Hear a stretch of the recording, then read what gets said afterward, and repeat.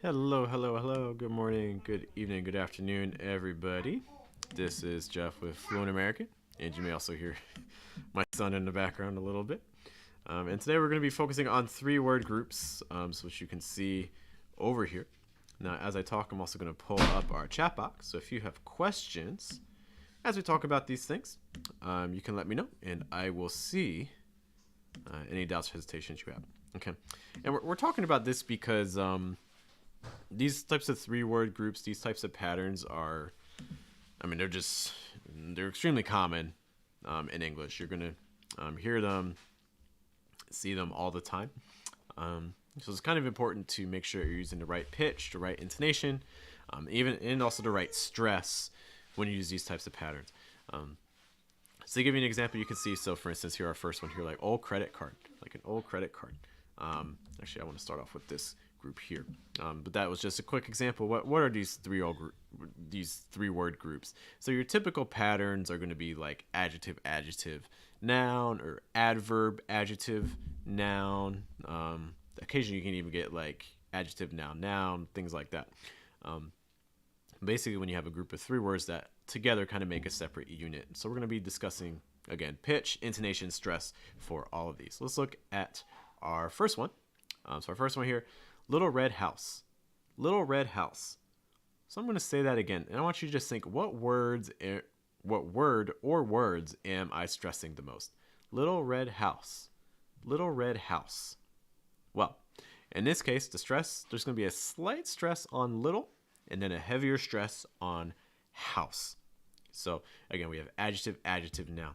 There's no compound noun here. We're just describing the house. So again, a little bit of stress on little and a heavier stress on house. Little red house. Little red house. Same thing with the next one too. Small, fast car. Small, fast car. Also pay attention to what are some of the intonation patterns here. So notice that we have like rise, small, fast, rise, car, fall. So in terms of rising, falling intonation, if you're not familiar with those, we have other videos that kind of cover rising and falling intonation basics. But what we have here is a small, rise, fast, rise, car, fall. Small, fast, car. Also, stressed words, what are you doing? You're holding them longer. You're going to hold the vowel sound a little bit longer than you would in the other words. So for instance, small, fast, car. Car is going to last a little bit longer in terms of time. Also, because we're stressing this, you want to make sure you're raising the pitch. So small, fast, car. Notice, small is like here, fast is right here, car goes a little bit higher. Small, fast, car. Your stressed word needs to be a little bit higher. Okay. Also, something that you're going to see to help make that pitch change a little bit more noticeable. What typically happens in English is the syllable before it is often going to be a little bit lower. Let's go back to our first example. Little red house. Notice that house has a higher pitch than red. Red house. Red house. So house has a slightly higher pitch than red. Little is also going to have a little bit of a higher pitch than red. Little red house. Little red house. So little and house both have higher pitches than red in these cases. So little and house should have closer pitches to each other. Little red house. Little red house. Small, fast car. Small, fast car. So again, small and car should have similar pitches. Fast having a lower pitch than car. And as I talk about pitch and things like that, you may be like, well, what is pitch? What's the difference between pitch and intonation? Again, the image I always kind of go back to when you're talking about pitch, think of like a piano, think of a keyboard. You have the same notes that get repeated, but on the left-hand side, you have the lower pitch, and then on the right-hand side, you have the higher pitch. It's like low versus high, low, high. So pitch is really important for stress. When a word is stressed, you want to raise the pitch. Okay. So again, small, fast car. Raise the pitch on small, raise the pitch on car, lower the pitch on fast. How about our next one?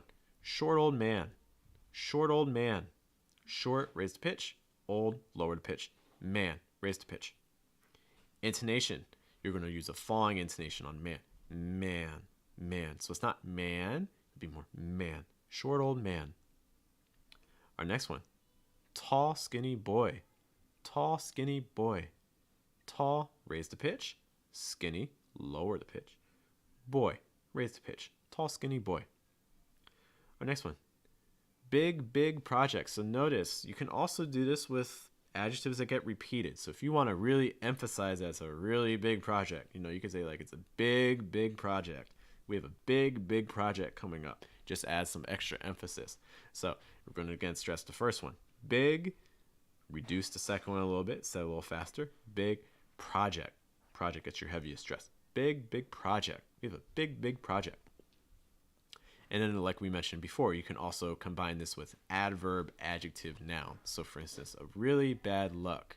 Really bad luck. Just a quick note on luck. I have so many students that pronounce this as like lock, but it's not lock. It's luck, luck. A lock is something to make sure that something stays closed. A lock. But luck, schwa sound, luck. Really bad luck. Really bad luck. Again, really and luck should have about the same pitch level. Really bad lower luck. Raise that pitch. Falling intonation though. Okay. So again, these are kind of your standard descriptive type phrases to be aware of. I'm just going to say them all really quick one last time. Little red house. Small fast car. Short old man. Tall skinny boy. Big big project. Really bad luck. Those are just all your quick examples there. Let's take a look now at another situation. So these are now going to be compound nouns. And when we use compound nouns, this is going to change our pattern a little bit, because what's going to happen now is the words in the middle are going to receive stress. If you're not familiar with compound nouns, this is another subject we cover in other videos if you look up Fluent American compound nouns. But really quick, compound nouns are when you have 2 or 3 or more words that join together to make a specific thing. For instance, in the first example here, a credit card. A credit card is a specific thing. Okay, so we're going to treat this as one unit. A credit card is a specific type of card. So an old credit card. An old credit card. Notice that stress is now on credit. So again, even though this is a 3-word group, because we're working with a compound noun, the stress is going to fall in the middle. An old credit card.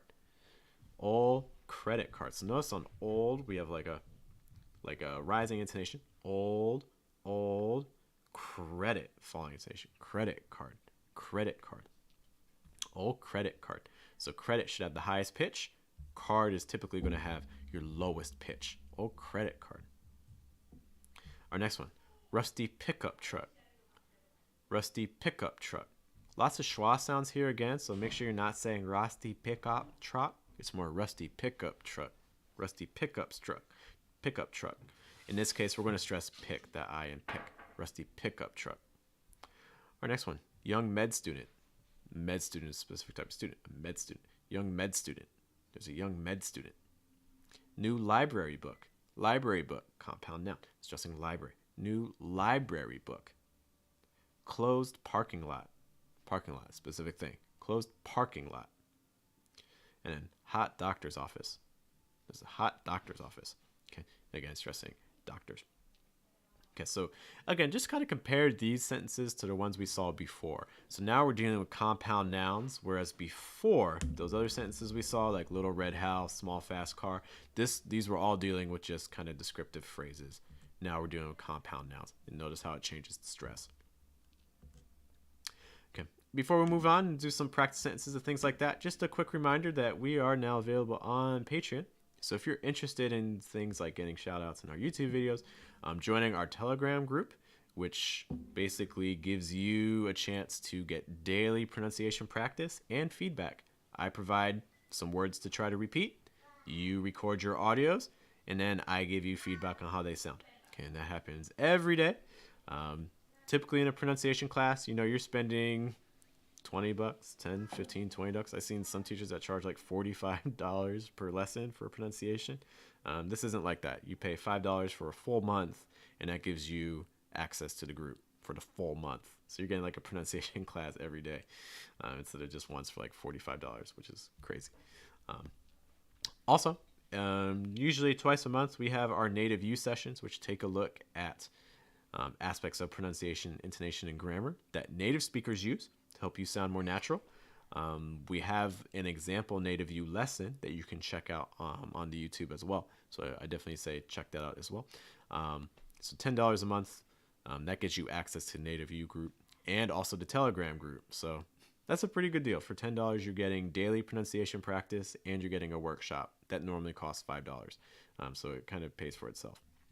So just some things to consider. You can find that by looking up Fluent American on Patreon, and I'll post a link after.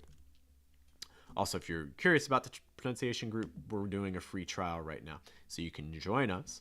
Send me a comment if you're interested in joining us. We have a free group available through the 22nd of October, so you can get a taste, see if you like it before you commit to the month. All right, let's take a look at some practice sentences now that go through some of those things that we just talked about. Okay, so we have our three word groups. So nice young man, and then we have little old lady. So just take a moment to decide, are we talking about a descriptive phrase or are we talking about compound nouns? Give you a moment to just think about that. All right, and the answer is we just have descriptive phrases. We're describing man, we're describing lady. So with that in mind, how's that going to affect our pronunciation? We're going to say nice, raise the pitch, young, lower the pitch, man, raise the pitch, following intonation. That nice young man helped the little old lady. Same thing with little old lady. Little, old, lower the pitch, lady.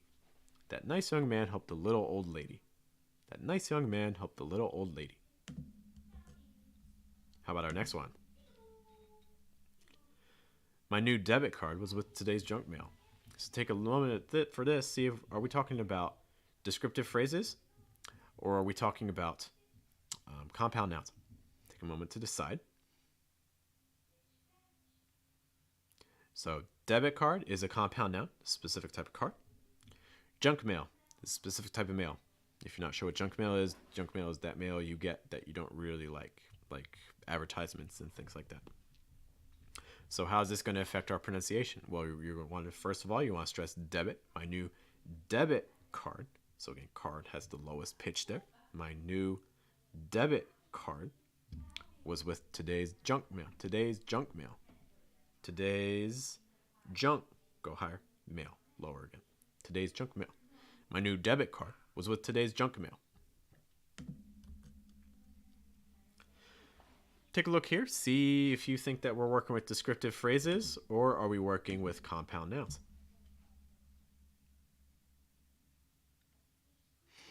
Doctor's office is a compound noun, stressing doctors. The old doctor's office, old doctor's, higher, office, lower, was only a few blocks away. A few blocks away. This now we have a descriptive phrase. Few blocks lower, away, raise it. Okay, few blocks away. The old doctor's office was only a few blocks away. The old doctor's office was only a few blocks away. Okay, so that kind of concludes our three-word group analysis. Once you start looking for these things, you're going to see three-word groups all over the place. Just a quick reminder, too, that if you are interested in receiving a free pronunciation test, because send you one last time, I'd love for it to be you next time.